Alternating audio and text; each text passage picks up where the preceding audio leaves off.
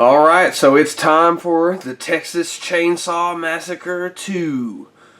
So, sorry about the change of scenery. I'm just trying something different. I'm trying a few different things, just trying to get a feel for how I want to do this. And this is just kind of temporary until I get something more permanent. But I just thought it'd be nice to have something else kind of going on besides just my kitchen table. But anyway, so Texas Chainsaw Massacre 2. I would say this is the gruesome edition. I've had this for a long time. I don't really know when this version came out. Probably 2006, 2007, whenever I bought it. This is released by Canon Pictures. It came out in, I believe, what is it, 86? Yeah, 1986. Wow, I didn't know it was that late. I thought it was earlier. Yeah, it came out in 86. I believe Tobe Hooper came back to direct this one, as a matter of fact, if I'm not mistaken. Yep, most definitely. Yeah, he came back for this one. This is the only one he really came back for. And I'm glad he did because, I mean, I really like Tobe Hooper's directing style. I love a lot of his movies. I love Eaten Alive. That's an interesting movie that he has made. That it just has a really kind of weird, his movies always kind of have a weird sort of feel to them. I don't really know how to explain it. The Fun House is kind of like that for me too. I really enjoy that movie. That's another Tobe Hooper movie. But again, kind of has just a strange vibe to it. But he lends that to this movie as well. But anyway, like I said, came out in 1986. This is very different from the first one, most definitely. The main thing I can say about this movie that really stands out to me, besides the comedy, this movie is a very comedic, very, dark comedy, but a lot more comedic compared to the first one. The other thing that I will say that I was about to say before that was it feels a little bit more polished. So it is still kind of gritty and gross and nasty feeling, the family and all that is still kind of disgusting, but it's just a little bit more produced, which isn't a bad thing. I believe Tom Savini did most of the effects on this, which I love Tom Savini. Everybody, I'm sure everyone loves Tom Savini whenever it comes to horror, but the only thing is the first movie felt very homemade. It felt very home movie style, kind of gritty, very low budget. I could say homemade 1,000 times. You'll probably hear me say that multiple times through this series. But anyway, that's the only gripe I could say with this, or not even. It's not even really a gripe. It's just the biggest difference. But other than that, it's not entirely the same family. Of course, it's a different man that plays Leatherface. It's not Gunnar Hansen. He wasn't able to come back for his own reasons.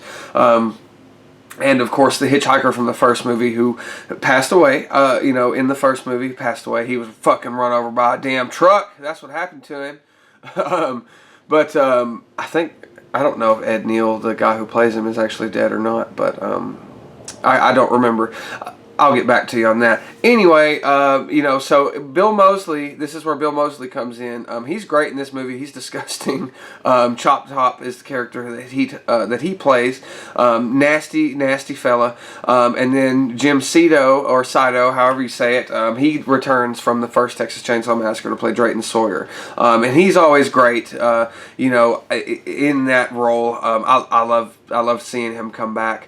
So that's about the only time that you really get some continuity in these movies. Like after this one, it's pretty much out the window. So I do appreciate that this is more of a true sequel. This is the one that I count as a true sequel to the first movie. It's been done probably 4 times now, 3-4 times that they've made a sequel or a prequel. I'm including that in there too, to the first movie, and this is really the only one that I consider to be the true sequel to the first movie. It is very good. I actually don't really appreciate it very much until I watch it again. Like, it's not one of those that I just kind of put on every now and then, unless I'm doing a marathon. But then when I do, I'm like, damn, I really love that movie. I forgot how much I loved it. Because it's really funny and silly. The gore is ramped way up compared to the first movie. It's nothing, it's tame by today's standards, but it's still very, very crazy. And it basically follows Caroline Williams, who plays Stretch in this movie. She is a radio DJ, and she basically records a murder that happens with the Chainsaw Boys, on the radio station. It gets recorded on the phone, and then in comes Dennis Hopper, which he is from Blue Velvet, Waterworld. Those are the only two that I can really think of off the top of my head.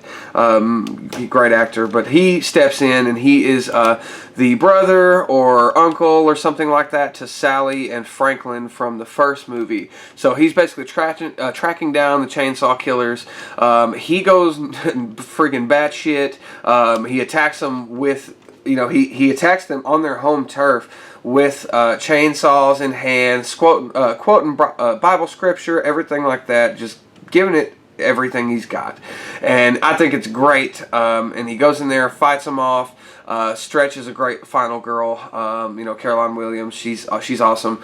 Yeah, so that's the basic plot. If you haven't seen it, I would definitely say check it out because it's very enjoyable. That is a very basic rundown of the plot, honestly. Like, there's not much, I don't want to say that there's not much going on in this, but it's a lot more just kind of visual, sort of. And it's not, it's in a completely different location. I love the location in this movie, which it takes place in kind of like a sort of an underground amusement park kind of place, based on like the Battle of the Alamo. It's really neat. The family's just been living there for a long time, and it's just full of just crap that they've accumulated over time. And it's just this is a very good movie. I highly recommend this one, most definitely. I'll say it does get some shit every once in a while from the people who don't appreciate it, I suppose, and I'm included in that too. Again, it's not one of those that just kind of stands out in my mind, and that might be because I also probably burned myself out on this movie when I was a kid. This used to be my favorite. I don't know why, probably just because it was so wild, and this was the only one I had. I didn't this one and the third one. I didn't have the first one. And I didn't have the Next Generation. And I'd seen the remake, and the prequel wasn't out at that point. But I watched this movie to death, and I loved it. And maybe that's what it is. I just burned myself out on it, and it's just. But no, now when I'm older, when I do sit down and watch it, I've just watched all these movies. I've marathoned them. In time for, the coming up August 18th, I marathoned the original 4. This one, again, it really stuck out. Every time I watch it, I appreciate it just a little bit more, for what it is. And just like I said, my only gripe, and it's not even a complaint, but it's just a little bit more polished than the first movie, just a little bit. You can definitely tell, whereas I guess you could say the original Texas Chainsaw Massacre feels like a home movie that you'd watch in a science class or like a documentary. It has a very documentary style feel. This movie definitely feels like a movie. It feels like a traditional 80s horror movie, from 1986, so definitely, if you get the chance, pick this one up. There is a Blu-ray edition of this, I believe, but I've had this DVD forever. I bought this brand new when it came out, many years ago. Oh, sorry, I just hit this mic stand here. But yeah, definitely watch this one, especially if you're doing a marathon, or if not, just watch it anyway. I was going to say, this is a really good one, very crazy, a lot of stuff going on. That's the Texas Chainsaw Massacre 2. Stay tuned for the next one, which will be Leatherface, the Texas Chainsaw Massacre 3. So stay tuned for that one. Goodbye.